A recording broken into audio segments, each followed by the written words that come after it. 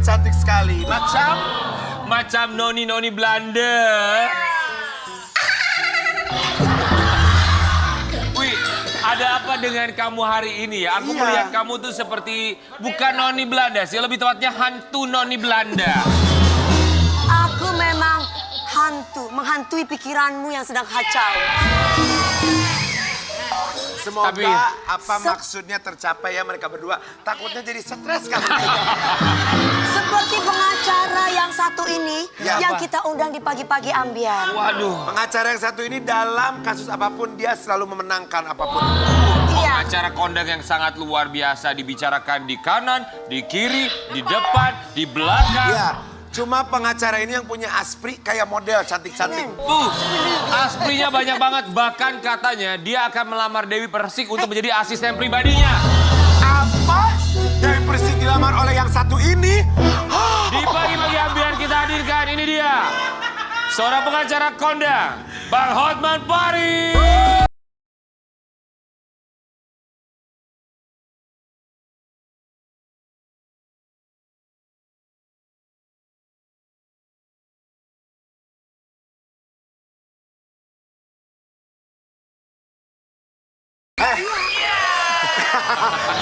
Gimana kak? Gimana kak? Oh menggoda. Jangan mentang-mentang lu lagi single ya. Iya. Dulu kau jual mahal, sekarang mau. Bang, seandainya Dewi Persik mau jadi asisten pribadi abang, Ya. abang mau nggak? Kayaknya sih mau. ini pasangan yang cocok nih ya. Dia tahu kebutuhan laki-laki. Dia tahu kebutuhan laki-laki. Iya. Oh ya Cuma Oh ya Oh my god. Dia bukan cuma tahu kebutuhan laki-laki, biasanya dia memenuhi kebutuhan laki-laki. benar. Cuman bahaya. Kenapa? Kamu harus siap ditinggalkan pada saat dia bosan. Wah, Dan sudah 3 korban betul. yang resmi. Iya. Belum lagi yang tidak resmi. Bahaya loh ngundang Bang Hotman. Itu semua tidak benar. Memang ada yang gak resmi siapa sih Bang? Namanya dunia artis. Iya. Tapi apa? Pagi hari ini lihat deh, sepatunya bling-bling banget. Iya. Itulah Bang Hotman, dia dari atas sampai bawah tuh orang semua lihatnya tuh jadi serem gitu loh. Benar luar biasa loh. Bang Hotman Paris kami semua di sini mau mengucapkan. Terima kasih Bang Hotman. Bang, tapi abang ini kan jadi viral di media sosial ketika abang sekarang ini membicarakan mengenai kasus yang juga menjadi perhatian bagi masyarakat Indonesia. Kasusnya Verdi Sambo. Ya. Kita kasih lihat dulu sama Sobat Ambiar di rumah. Seperti apa tanggapan dari seorang Hotman Pak sendiri sebagai seorang pengacara dari zaman dulu sampai dengan sekarang melihat kasus ini seperti apa Bang? Pembunuhannya sudah diakui. Berarti sudah kena. Ya. Cuma pembunuhan berencana atau pembunuhan spontan hanya itu doang. Jadi hanya mencari hukuman apa yang setimpal. Itu aja. Karena kalau pembunuhan yang direncanakan itu sudah pasti hukumannya mati ya Bang. Mati atau seumur hidup. Ya. Oh tapi kalau misalkan tidak direncanakan. Kalau spontan maksimum 20 tahun. Mungkin ya kalau 15 tahun dengan remisi-remisi lebaran, hari libur nasional ya bisa sampai cuma 10 tahun kayak kasus-kasus yang lain. Bang, ketika tadi abang bilang bahwa abang diminta untuk menjadi kuasa hukumnya ya. Maaf untuk kali ini saya nggak bisa. Kenapa? Ada alasan tertentu yang terutama pas dalam bulan yang sama ada 2 kasus viral rakyat kecil yang berhasil saya tolong. Tapi sebenarnya tidak benar bahwa pengacara itu hanya membela orang yang jujur. Karena apa? Justru di Amerika sejak zaman Abraham Lincoln, seseorang yang membunuh mayat sudah di depan. Polisi di Amerika harus mengatakan kepada yang ini OTT nih ya. Ya. Pas pada saat dia ditangkap, kalau lupa mengucapkan kalimat ini, maka dakwanya akan batal di pengadilan dan pelaku akan bebas. Yaitu, you have the right to remain silent. Kamu berhak untuk diam. Ya. Ya. Kamu berhak untuk menunjuk pengacara. You have the right to appoint lawyer. Ya.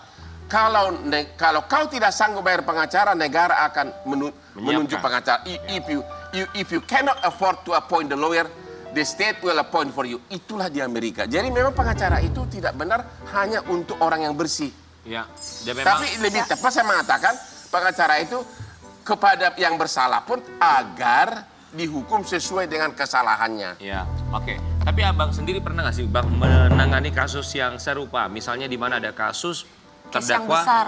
yang memang juga dihadapkan dengan dua pilihan, pada hukuman mati atau hukuman 20 tahun. Iya. Kalau kasus paling besar saya tangani ada mirip-mirip, yaitu kasus pembunuhan Angelin di Bali. Iya. Dia sudah dibuat sedemikian rupa bahwa ibu tirinya inilah bahwa pembantunya kebetulan orang miskin dari NTT pelakunya, dan dia mampu mendatangkan pengacara kaya dari Jakarta. Nggak tahu sih kekayaan mana dari gue ya. Akhirnya masyarakat Bali mengatakan ini harus dicari imbangannya. Kebetulan agak sedikit musuhan kan. Ya, gue datang ke sana. Akhirnya gue sidang sampai 30 kali, aku bayar sendiri. Dan waktu di pesawat lah saya terkejut. Kenapa? Karena pertama, di dalam visum dokter disebutkan luka di anak cewek umur 7 tahun ini ada 31 luka. Kalau 31 luka berarti penyiksaannya lama. Ya. Nggak mungkin ibu tiri nggak tahu, ibunya nggak tahu kan? Iya. Bukan ibu tiri, ibu angkat. Ya, Nggak mungkin dong ya tahu, pasti lapor polisi kan? betul. Nah itu, yang terus di persidangan banyak yang lucu-lucu lagi. Ada darah di tempat tidur. Saya bilang di sidang di depan hakim, Pak Hakim emang katanya datang pengacara sana mengatakan itu darah kucing. Terus saya bilang, emang di Bali kalau kucing menstruasi di atas tempat tidur gitu kan? Itu satu. Tapi itu sebenarnya darahnya siapa? Ya siapa iya? Ada pembunuhan ya siapa lagi? Ya. Yang kedua, ternyata itu anak yang dibunuh itu ditanam di suatu lubang yang cuma jarak 3 meter dari kamar tidur dari si ibu angkat ini, di mana ibu angkat ini tiap hari memberikan makan. Dia kan peternak ayam. Ya. Jadi dia pasti tahu dong kenapa itu ditutup. Iya. Karena lubangnya besar. Tapi di persidangan yang bikin benar-benar orang terkejut adalah ketika mayat itu digali, banyak air di bawahnya. Saya tanya di sidang, apakah di Bali selama bulan sekian masih ada hujan? Tidak ada hujan. Berarti apa? Ada orang menyiram agar tidak bau. Akhirnya, waktu itu saya udah yakin banget bakal bebas klien saya ini. Saya tantang Hotma Sitompul. Lu berani nggak bertaruh? Jam gua mana? Jam Rolex gue bilang harga 1M. Kalau klien lu tidak kena 338 atau 340, pasti kena saya bilang. Kalau nggak kena, ini jam Rolex gue harga 1 miliar. Iya. Cuma satu pun orangnya nggak ada pakai Rolex, jadi nggak jadi taruhan.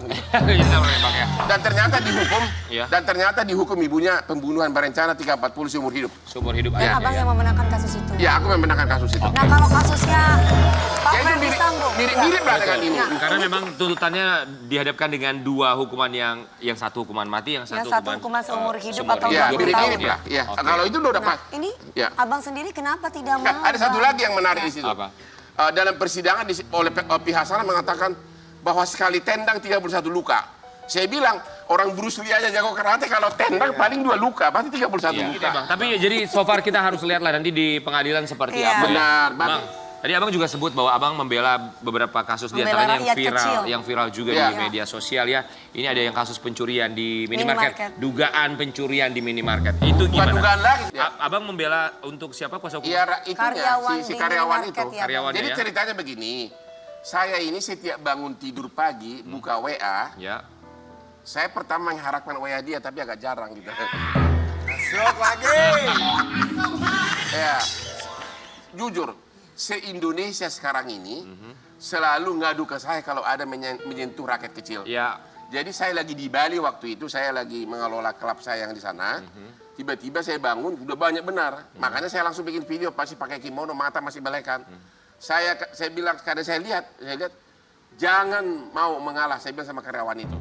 Kalau memang benar kejadian itu, kan si ibu yang mencuri coklat ini menuduh kenapa lu viralkan. Ya. Ya kan? Saya bilang karena menurut surat keputusan Jaksa Agung, Kapolri sama Menkominfo, kalau kejadian yang benar itu benar ada, diviralkan pun tidak melanggar Undang-Undang ITE. Kalau itu benar. Oke. Ya kalau itu benar mencuri coklat, saya bilang jangan lawan, saya bilang kamu gratis. Ternyata direksi Alfamart langsung kebetulan kenal sama anak saya yang juga pengacara, saya ada gibah, anak saya langsung turun. Dan begitu buat laporan polisi, Ya. kita bikin pasal perbuatan tidak menyenangkan sama intimidasi, Bapak Kapolres dan sebagainya langsung mengirim tim menjemput itu ibu. karena udah viral di mana-mana. Iya.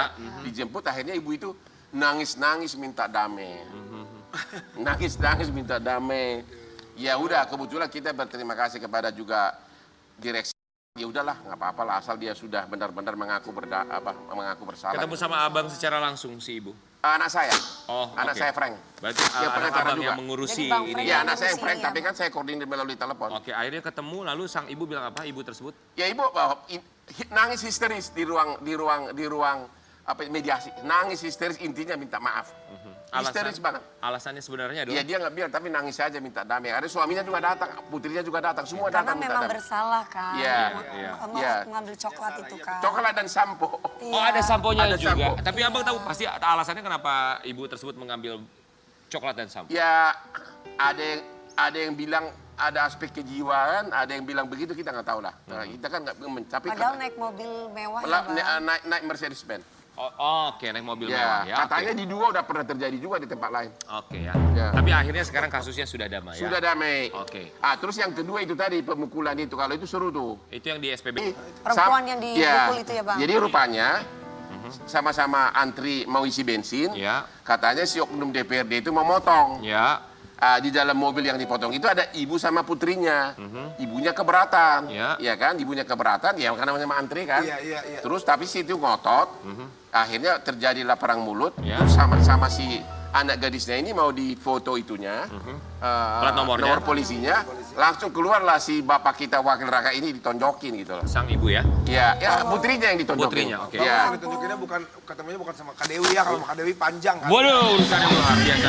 Bang, akhirnya ini kasusnya gimana kalau yang di SPBU itu? Itu langsung saya rupanya itu kejadian tanggal 5 Agustus sudah dilaporkan Polsek, tapi 2 kali dipanggil orang DPRD itu tidak datang. Akhirnya dikirimlah saya semua videonya, saya viralkan, langsung saya viralkan juga, langsung saya bilang kepada halo Bapak Kapolri, tolong perintahkan Kapolda Sumsel nenek. Ya udah besoknya langsung dijemput. Oke, langsung. Malamnya dijemput. Sekarang akhirnya mereka gimana? Sudah berdamai? Belum, karena ada si cewek itu telepon saya, ada berbagai pihak untuk minta berdamai, tapi dia nggak mau. Dia terserah kamu, saya bilang. Tapi kamu berhak untuk menolak berdamai. Hak kamu, saya bilang. Jadi sampai sekarang masih belum ada keputusan berdamai atau lanjut ya? Jadi atas dasar itulah, ini saya umumkan nih kebetulan ini. Mulai hari Jumat datanglah ke Bali, ada program Hotman 911. Yaitu bagi masyarakat pencari keadilan yang kurang mampu, konsultasi gratis sama saya di Beach Club di Bali. Oke. Ini sama kayak kemarin abang di Kopi Joni itu ya? Ya, Kurang mirip lebih ya? Kopi Joni, mirip Kopi Joni. Mirip Kopi Joni. Ya, Konsultasi gratis bang? Ya. Buat siapa aja?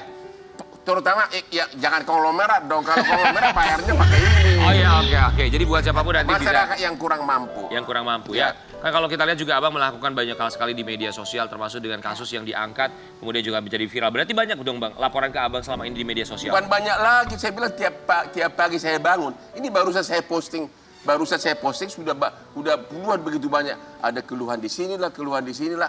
Di Indonesia ini adalah keadilan yang paling mahal. Di Kopi Joni itu saya dulu sebelum corona bisa ratusan orang antri harus ambil kupon kayak kupon apa? Kayak pertandingan sepak bola. Karena memang kalau satu kasus aja saya pelajari bisa 10 menit. Dia terangkan 10 menit. Kasih polusi 10 menit. Satu kasus 30 menit. Ya kalau yang datang 100 orang bisa seharian. Ya bang, tapi kalau misalnya dari media sosial sendiri, abang tuh memilah-milih mana yang akan abang up di media sosial? Karena makanya IG saya tidak boleh dipegang oleh asisten saya yang tidak mengerti hukum. Karena kalau salah posting bisa pencemaran nama baik, gue yang kena. Aku pun udah sering dipanggil polisi gara-gara postingan saya. Tapi kan bahasa gue itu gue susun sedemikian rupa. Kemarin ada lagi nih, saya berani malah. Ada tiba-tiba ke Kopi Joni suami istri. Rupanya dia mengadukan notaris, dia membeli rumah tapi rumahnya itu nggak ada jalan, jadi dia mengadukan notaris. Rupanya habis sidang langsung ada 5 anggota TNI ketok-ketok mobil dia. Ya itu dia ngadu ke saya, saya itu kan, saya posting di Instagram saya, langsung saya chatting dengan Panglima TNI, tapi bahasanya saya permak jangan terlalu mencemarkan nama baik gitu loh. Itulah makanya bikin Menggunakan bahasa-bahasa hukum yang aman gitu lah. yang aman bagi saya terutama. Iya bang, tapi pusing gak sih bang jadi abang Hotman Paris dengan Ya. banyak sekali keluhan, banyak That's sekali my life. Iya, wow. Sudah menjadi kehidupan Bang Iya. Hotman ya. Iya, nggak pusing ya bang sama Wanita sekali ya. dan Itu kasus. kasus-kasus seperti itu nggak apa-apa. Saya kadang-kadang kalau perkara-perkara bisnis internasional bisa 1 truk dokumennya. Oh, wow. 1 truk dokumennya. Tapi luar biasa, makanya banyak juga yang ngadunya, ujung-ujungnya ngadunya ke Bang Hotman Paris. Karena dirasa akan didengar ya, Benar. kasus-kasus yang sebelumnya tidak terdengar atau tidak terlihat di mana-mana. Tapi ada juga yang membuat seorang Hotman Paris viral karena kabarnya ada kembaran dari seorang Hotman Paris. Ternyata mempunyai saudara kembar. Kembar, mau temu dong, berpisah saat penjajahan Jepang. Coba menurut abang, ini mirip nggak sama Bang Hotman Paris? Kalau di foto ini sekilas mirip. Saya nggak tahu nanti aslinya yang mana. Tapi netizen banyak yang bilang katanya mirip ya? Kalau di foto ini ya. Betul ya? Bang, itu kok topinya DP? Hah? Iya, dari Persik ya. Iya kayak DP ya? Tapi abang sudah pernah ketemu langsung belum sama orangnya? Baru tadi. Baru ini di foto ini. Belum. Ya barusan di ruang tunggu. Oh, buat Sobat Ambiar. Oke, Bang Hotman Paris sudah ketemu belum sama orangnya? Kalau misalnya belum, kita akan pertemukan sesaat lagi tetap di Pagi-Pagi Ambiar.